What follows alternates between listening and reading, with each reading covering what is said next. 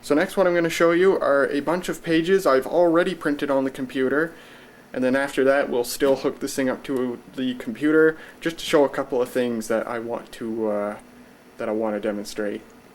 First, here's a Windows 95 test page. If you can read this information, you've correctly installed your HP LaserJet 4M.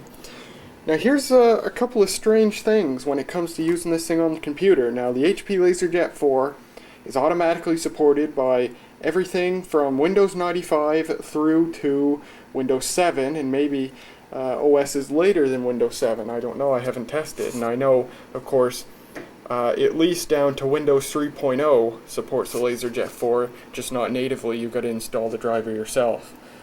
But 95 through to at least 7 has built-in drivers.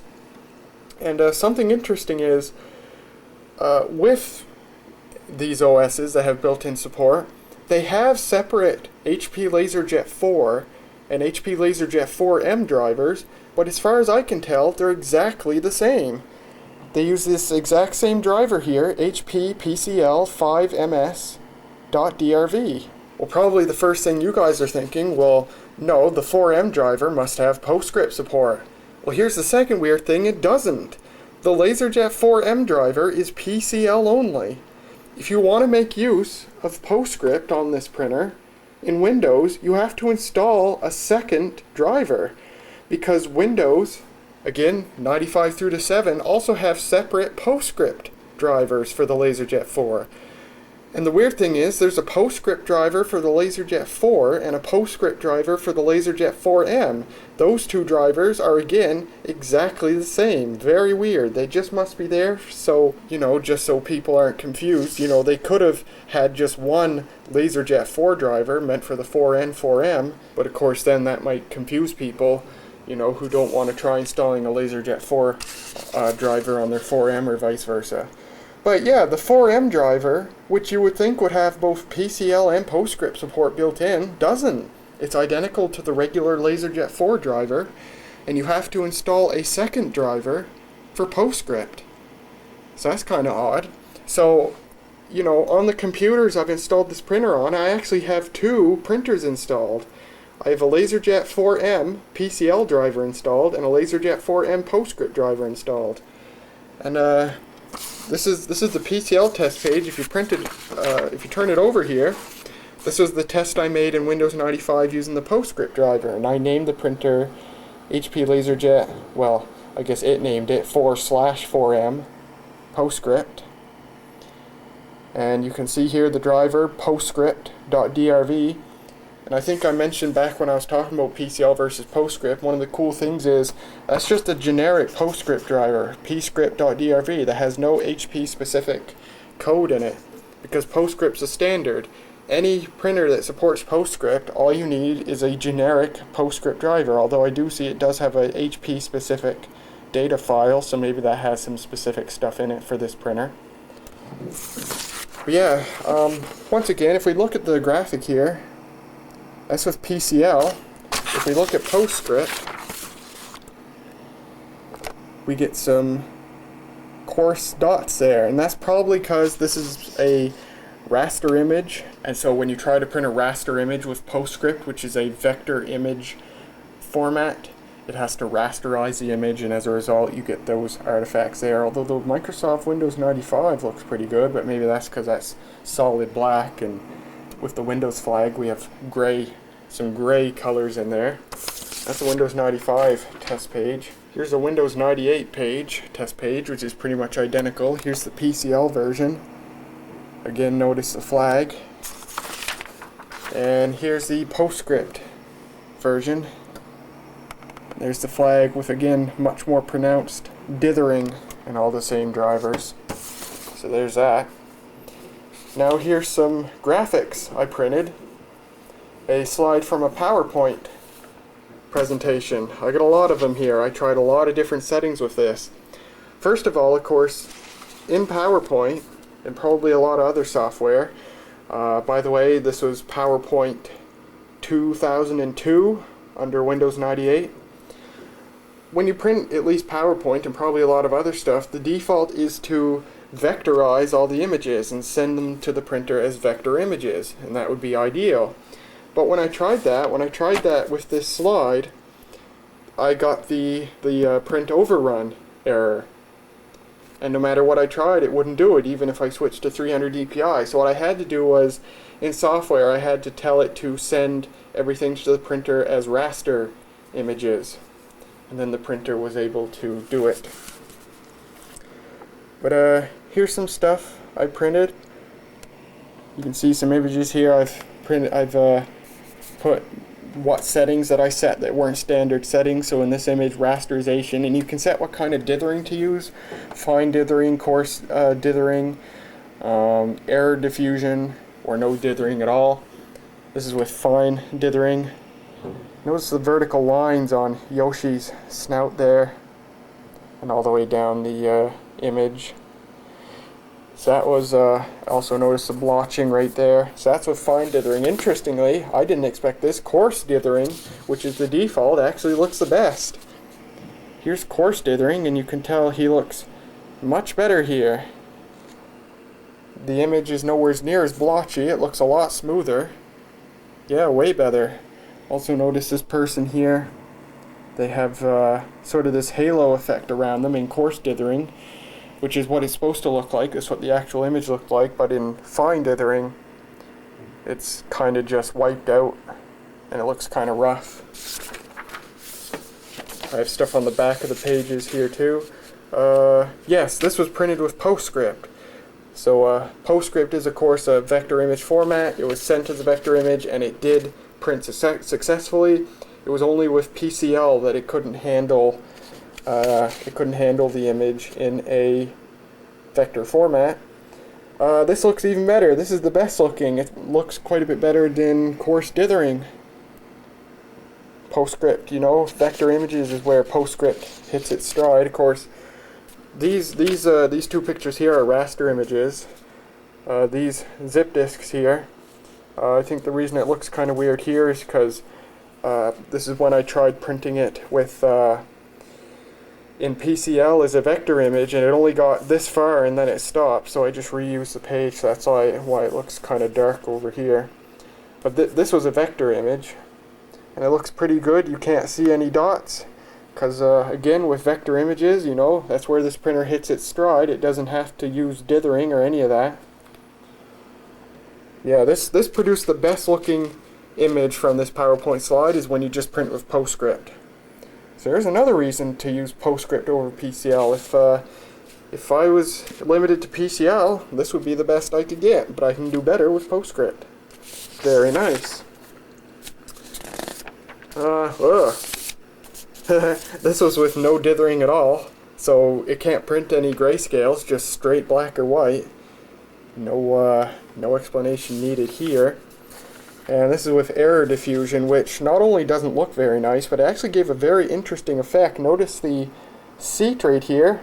It has kind of this 3D bubbling texture. It looks really weird. It took me by surprise. And it's on Yoshi's shoe there too. That was kind of interesting. And there you can see the floppy disks. I guess that's a zip disk. They look pretty nice with any of the settings because it's a vector image, except there, which kind of takes me by surprise because this makes it look like it's a raster image.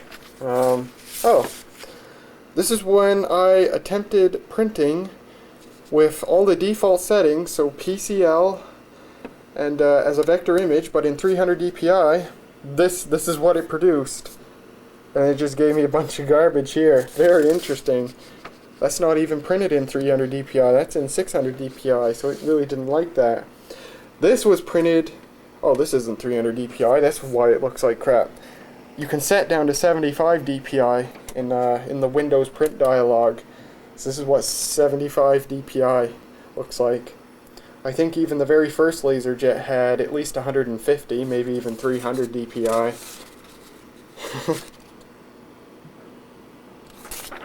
And nothing on that side. Here's some stuff from a PDF that I printed. Now, PDFs are another place where laser printers really hit their stride, because PDFs are, in their very nature, vector images.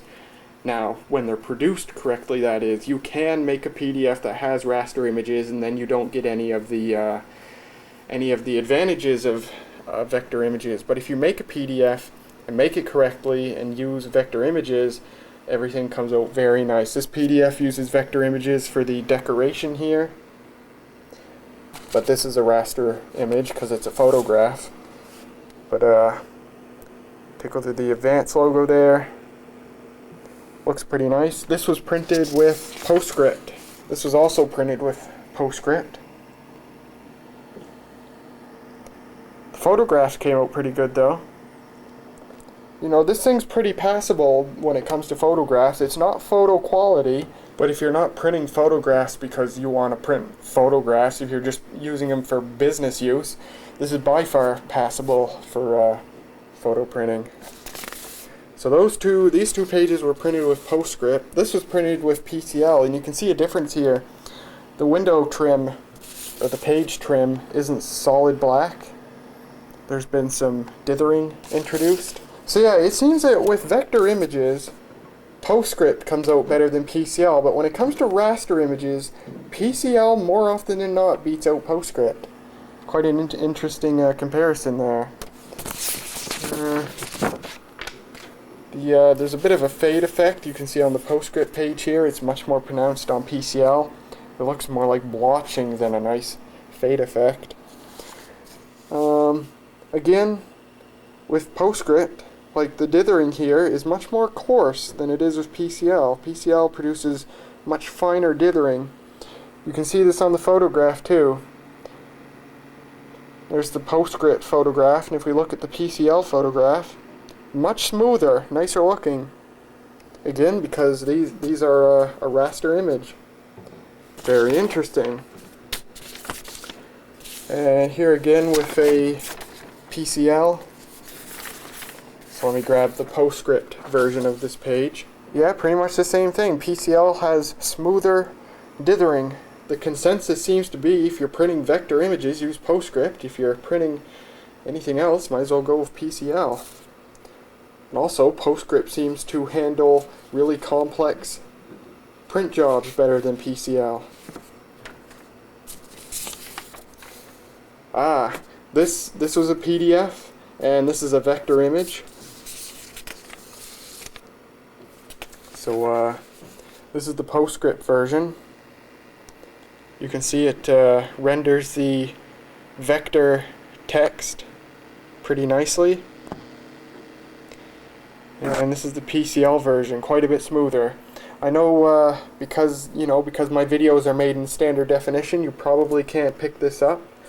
It probably all looks like crap, but I am telling you what I see anyway. So there's that. Here's another page of that calculator manual. This is a vector image, and notice how nicely this looks. Really nice.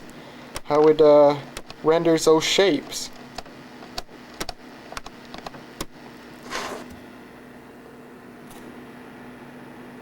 Very nice. And there's some text there. Very nice indeed. Now I printed several versions of this page. I didn't label what they were. I think the difference between these two is one of them was printed with RET turned on and one of them had it turned off, but it doesn't look that much different. And one of them, yes, this one I printed in 300 dpi, so you can see these lines there are a bit more jagged and the buttons are a bit jagged. But it's still pretty good looking for 300 dpi. And this was 300 dpi with RET turned off, so more jagged still. But still, because it's a vector image, 300 dpi produces pretty passable results. And there's some stuff for work that I printed out that I'm not going to show, so there's some test pages. Next, we will hook this thing up to a computer. Alright, with the TravelMate running with Windows XP, we can see that I have two instances of the printer installed, one for PCL and one for PostScript. And it just occurred to me the PCL driver might actually... I know. I think probably the PCL, what I'm calling the PCL driver is, actually just sends the job to the printer and the printer automatically chooses the language to use, because remember it has that capability. But with the PostScript driver it always forces PostScript. So maybe that's what it is, but that's how I have these set anyway.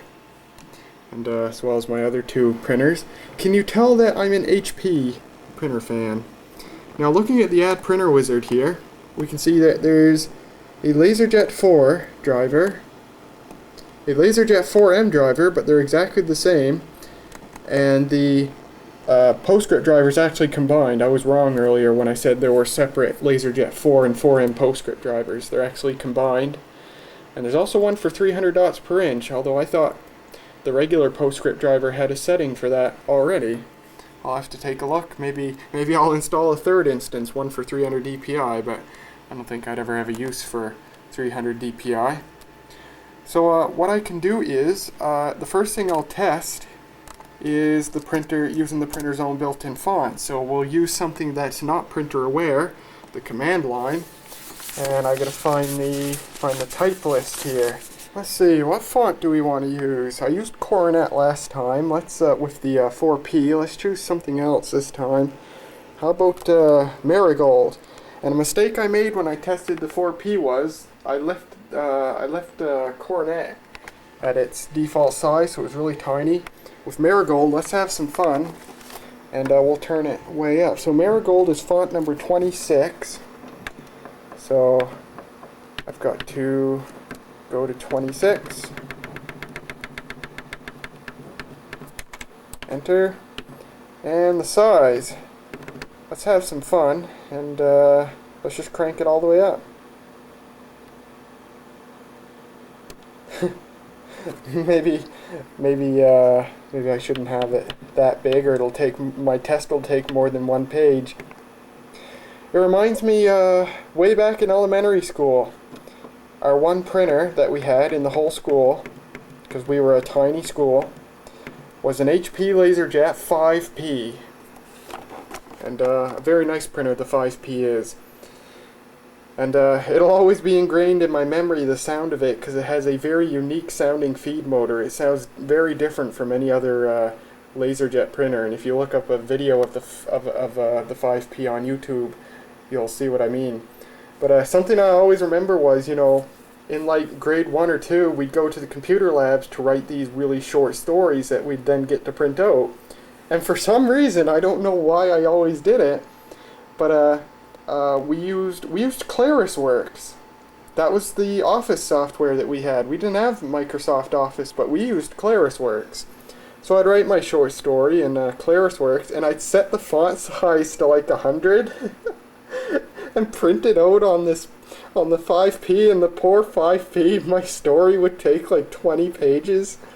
And the teachers were never impressed when I did that. One of them finally gave me a talking to one day, told me not to do it anymore. It's very amusing to think about now. Anyway, we'll set it to 32, and we should bring it online, shouldn't we? So we're now online, and copy con test.txt, and I'm just going to say the Maritime Man, enter, Control Z, and then print test.txt.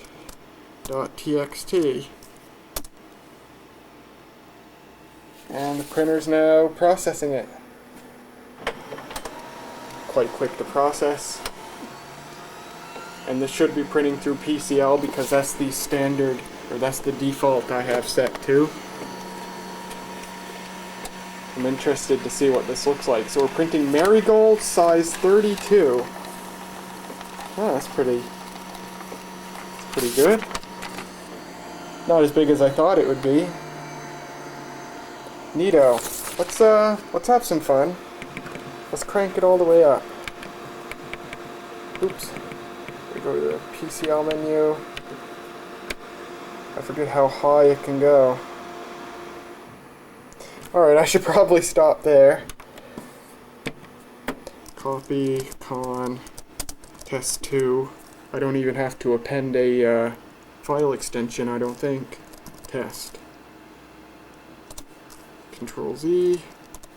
Print test 2. And there it goes. Uh-oh. I think it's going to jam. Sounded like a jam. No, evidently not. I heard a noise which didn't sound very nice.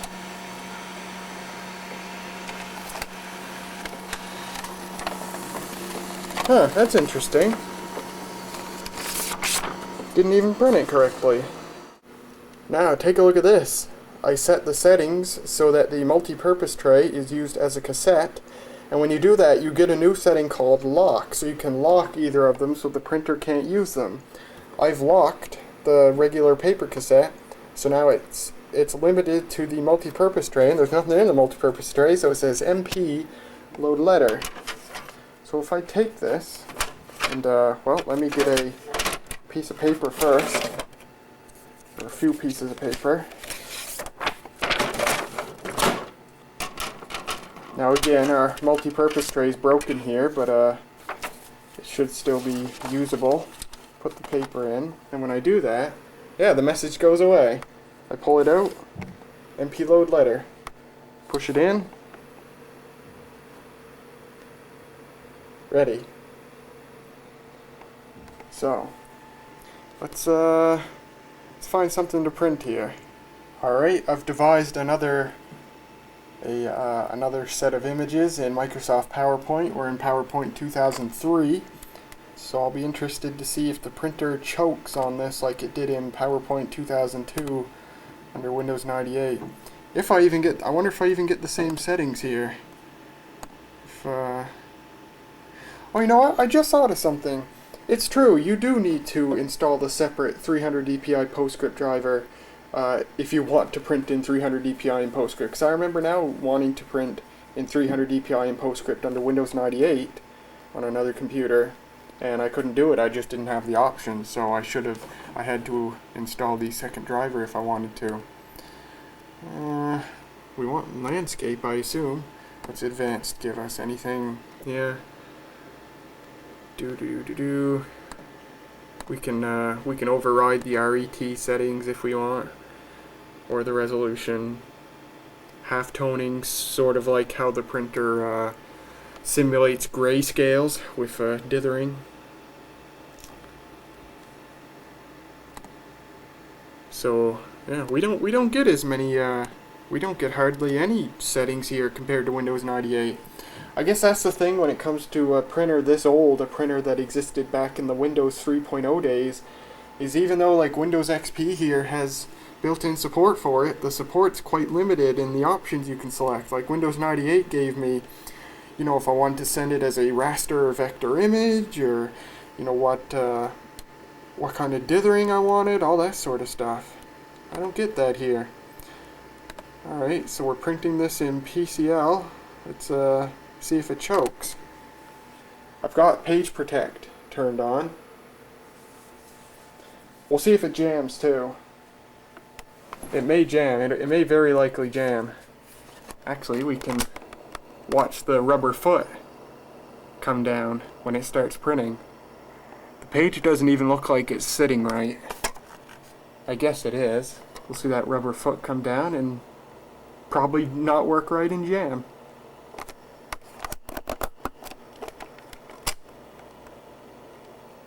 Taking a long time to process it.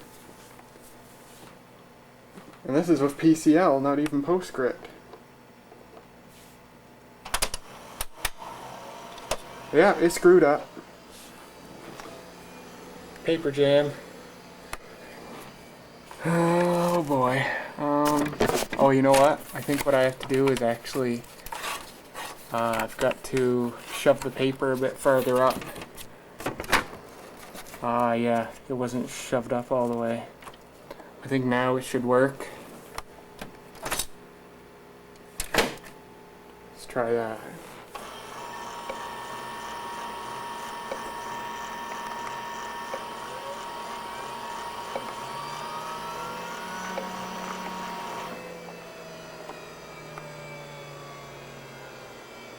Oh, it actually, it's not gonna print. Oh, continue. There we go.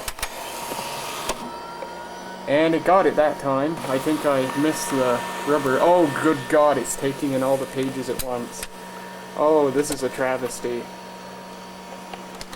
MP load letter. Oh, good gravy train. Oh, this is horrid. Hey, it processed the image though. Oh God, it wrinkled the paper.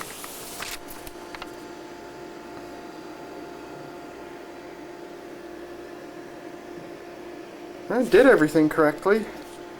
But man, this paper's not very good anymore. That sucks. Alright, I've tried taking all the paper out of the cassette and putting it in the multi-purpose tray. Maybe that way it'll grab only one page. Also because it's really hard to stick just a few pages in there because the little sensor in there that falls down to detect whether there's paper or not, it's quite heavy, so it's hard to get anything less than like 20 pages in there. Notice also it now says PC tray empty rather than PC load letter because it's not urgent that it's empty. It's just letting you know, but it's not going to keep it from printing because we have paper right here we can use. Let's try printing the same thing but in PostScript. File, print, PostScript. What properties do we have? Landscape, resolution enhancement, legal frame size, printer default, PostScript options. We can choose mirrored or negative output. That's pretty cool. And yeah, I'll just leave that as is. Yeah, you get a lot more options in older versions of Windows. That would normally surprise me, but I'm not surprised. See how long this takes to process. I'm not very surprised because that's usually how it works. Older hardware, even if it keeps... Oh, that didn't do much. Even if it keeps support, newer operating systems will remove a lot of the features. Oh, I don't have the paper in there. Very good.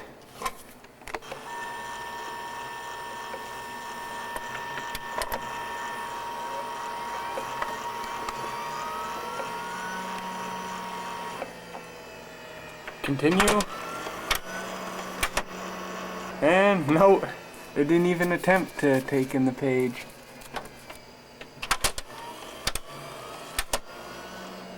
Yeah, you know, like I said in the beginning of this video, or more likely video series, the rubber roller there, super dry. There's no grip left on it at all. So I think I'll just let that be our test of the multi-purpose tray. And I'll put all the paper back into the cassette. And then we'll try printing that monstrosity in PostScript. Well, I put all the paper back in the cassette and I put the settings back to normal, but it still says MP load letter, so I think the print job itself has a flag set such that the printer has to use the multi-purpose tray. So what I'll do is I'll reset, shift reset, and that clears the print job from memory. There it goes, the form feed light, and of course Windows thinks the print job's done anyway. Once Windows sends a print job like this to an intelligent printer like this, the print job indicator goes away even before the printer starts printing because it's handed the job over to the printer and the printer takes care of the rest. So I don't have to cancel the job on here because as far as Windows is concerned, it's already completed. Go. There it goes.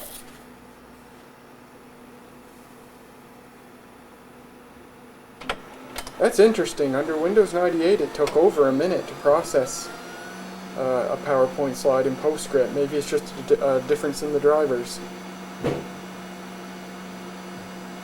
Ah, never mind. It's not feeding the paper. There it goes.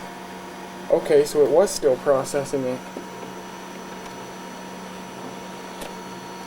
It just got hung up. It had the scanner mirror going, but it wasn't feeding the paper.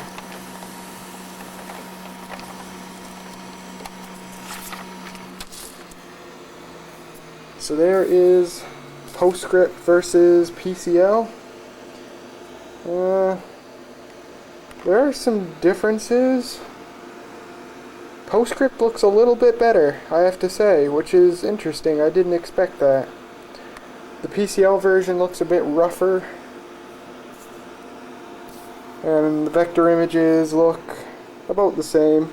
The PostScript ones, the lines actually look a little bit sharper, to be expected. So there's the test, and I think that'll conclude all the tests, which means that includes our very lengthy overview and demo of the HP LaserJet 4M printer from 1992. This is a really excellent printer, you know.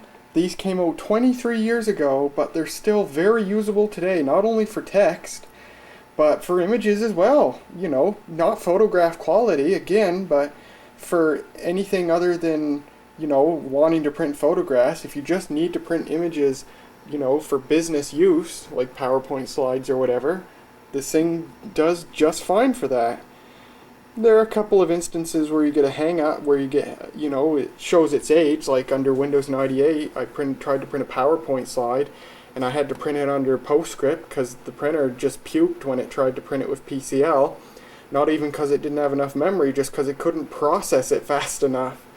So, you know, there are some very few instances where this printer will show its age, but more often than not, these are excellent printers. Again, I would not, if you're looking for a super reliable laser printer, which this is, I still would not recommend you seek out one of these. I would say seek out either a LaserJet 4000 or a LaserJet 4100 instead. They were the last LaserJet printers based on a lot of the genetics of the LaserJet 4, and they were only discontinued like 12 years ago, so replacement parts and toner cartridges are still very plentiful. I believe HP's still making both of those things.